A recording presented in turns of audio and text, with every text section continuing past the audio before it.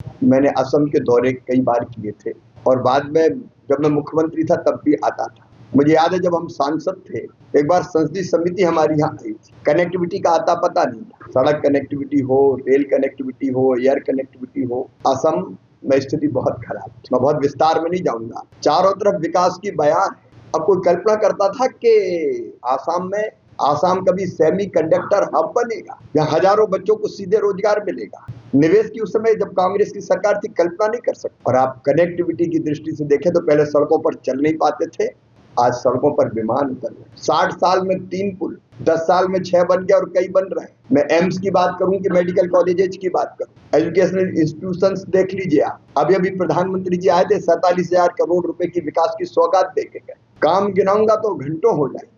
आज विकसित आसाम में विकास का सूर्योदय आज सारे भारत को अचंभित कर रहा है। देखिए, नेता में फर्क होता है, नीति और नियत में फर्क होता है, सरकार और सरकार में फर्क होता है, दिशा और दृष्टि में फर्क होता है। जब कांग्रेस की सरकार थी, 5 महापाप कांग्रेस। पहला पाप था जब विभाजन हो रहा था, तब असम को पाकिस्तान को सौंपने का फैसला हुआ था। लोकप्रिय गोपीनाथ बारदोलोई जी ने इसको रोका था।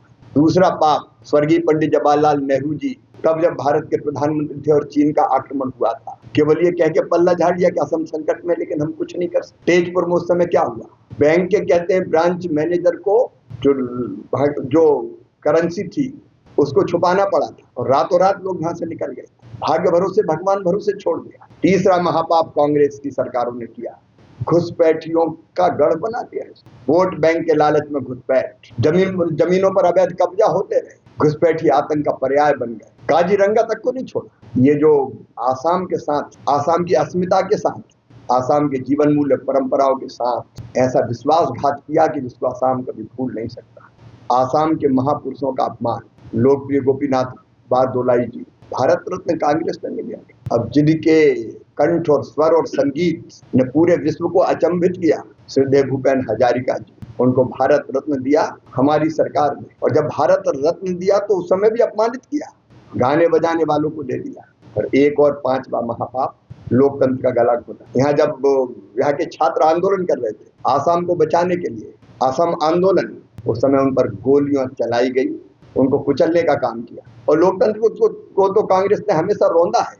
अभी भी लीडरशिप भी पैरासूट से आ गई, सीधे सांसद बनो, अध्यक्ष बनो, तो ये लोकतंत्र का गला घोटना है। कांग्रेस ने आसाम का भी अपमान किया, कांग्रेस ने देश का भी अपमान किया। SIR का विरोध क्या है, घुसपैठियों की सुरक्षा, वोट बैंक की रक्षा, AI समिट में सारी दुनिया के सामने भारत को लज्जित करने का प्रयास, कपड़े उतारना, ये देश का अपमान है। चाहे ऑपरेशन सिंदूर हो या सर्जिकल और एयर स्ट्राइक, हमेशा विरोध करना। विरोध रचनात्मक होता है, लेकिन राष्ट्रीय मुद्दों पर तो सारा देश एक मत खड़ा होता है। मुझे याद है जब श्रीमान मनमोहन जी प्रधानमंत्री थे, मैं अमेरिका गया था, तो मुझे पूछा पत्रकारों ने वाशिंगटन DC में कि भारत का प्रधानमंत्री क्या अंडर अचीवर है? मैंने कहा वो भारत के प्रधानमंत्री है, कभी अंडर अचीवर नहीं हो सकता। क्योंकि हम बाहर जाते हैं तो देश का मान बढ़े ये कोशिश करते हैं, लेकिन हमेशा देश को अपमानित करने का काम। डबल इंजन की सरकार, प्रधानमंत्री जी का आशीर्वाद और मार्गदर्शन, उसमें हेमंत दाने और उनकी टीम ने कमाल किया है।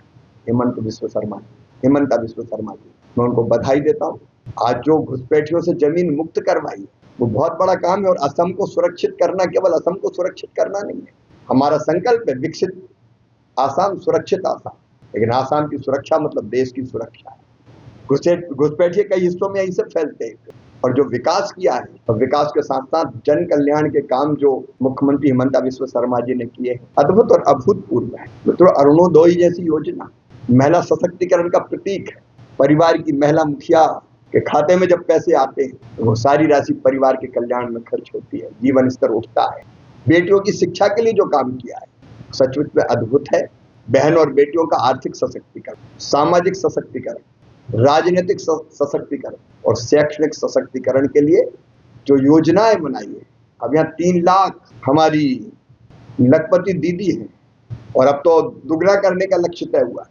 नौजवानों को 1,65,000 से ज्यादा, हमें याद है जब पिछली बार चुनाव में आए थे 1 लाख नौकरियां देंगे, ये वचन दिया था। 1,65,000 नौजवानों को बिना भेदभाव के, पूर्ण पारदर्शिता के साथ यहाँ नौकरियां देने का काम किया गया है।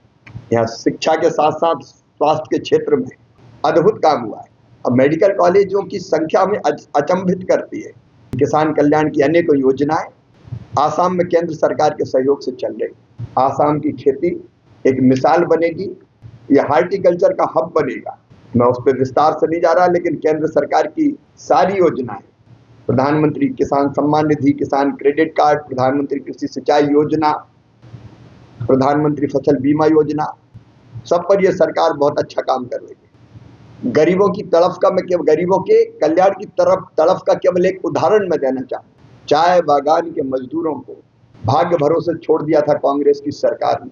उनके पास अपनी जमीन नहीं थी, पट्टा नहीं था, इसलिए आवास का, प्रधानमंत्री आवास योजना का लाभ भी उनको नहीं मिल पाता था। लेकिन मैं मुख्यमंत्री जी को बहुत बहुत बधाई देता हूं कि उनको जमीन का मालिक बनाया। पिछले दिनों जब प्रधानमंत्री जी पधारे थे तो उनको जमीन का अधिकार दिया, और ग्रामीण विकास मंत्री के नाते अब मैं ये कह सकता हूं कि उन सबको प्रधानमंत्री आवास योजना के आवास मिलेंगे। जमीन पे तो आवास बनेंगे, अब उनकी जमीन, उनका आवास। गरीबों के कल्याण की अनेकों योजनाओं को मूर्त रूप दिया गया है। और आप फर्क देखिए सरकार में 2004 से 14 तक जब कांग्रेस की सरकार थी, असम को मिले थे कुल 1,28,000 करोड़, 1.28 लाख करोड़। मोदी जी की सरकार ने 4.5 लाख करोड़ रुपए दिए। मल्टी डायमेंशनल गरीबी जो 30% थी, अब घट के हो गई है केवल 14%। पर कैपिटा इनकम 49,000 से बढ़कर अब 1.5 लाख, 1.5 लाख से अधिक हो गई है। अब ये सरकार का फर्क है। आज असम तेजी से, विश्वास से भर के आगे बढ़ रहा है। मैंने दिशा और दृष्टि की बात कही थी। हम श्रीमंत महापुरुष श्रीमंत शंकर देव जी के सपनों का आसाम बना रहे, संकल्प का आसाम, और वो घुसपैठियों का आसाम बनाने पर आमदा है। भारतीय जनता पार्टी आज विश्वास का प्रतीक है, आशाओं का केंद्र है। डबल इंजन की सरकार आसाम को तेजी से प्रगति और विकास के रास्ते पर ले जा रही। इसलिए लोग कहते हैं कि जो सोचा नहीं था आज असम की धरती पर वो हो रहा है। और मुझे पूरा विश्वास है कि आसाम की जनता विकास के साथ है, जन कल्याण के साथ है, प्रधानमंत्री श्रीमान नरेंद्र मोदी जी के साथ है, और यहाँ के मुख्यमंत्री हिमंता बिस्वा शर्मा जी के साथ है। हम भारी बहुमत से फिर विजय प्राप्त करेंगे और विकसित और सुरक्षित भारत के लिए विकसित और सुरक्षित आसाम बनाने का संकल्प पूरा करेंगे। जेकोनो खबरों বাবে যোগাযোগ কৰক আমাৰ এই নম্বৰত 9181 307 221।